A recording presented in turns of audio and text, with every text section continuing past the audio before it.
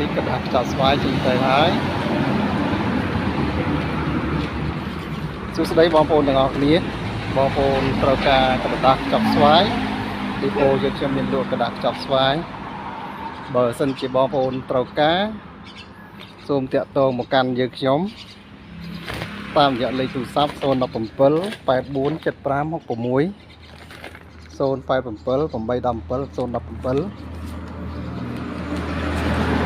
017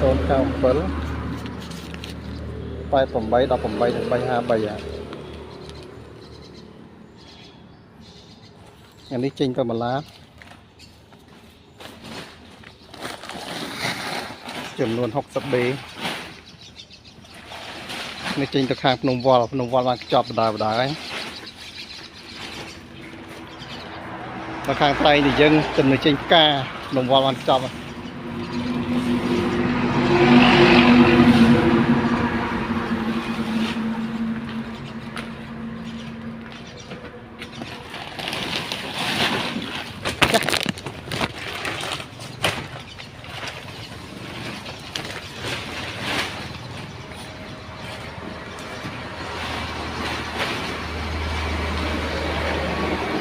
យើងមានក្រដាសពណ៌ក្រហម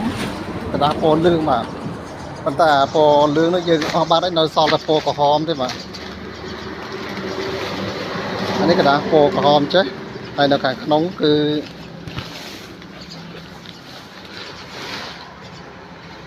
ខាងក្នុងនេះគឺពណ៌សបាទហើយក្រាស់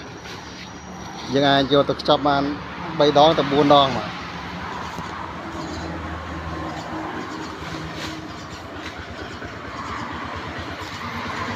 ទុកដីហុយខ្លាំងពេក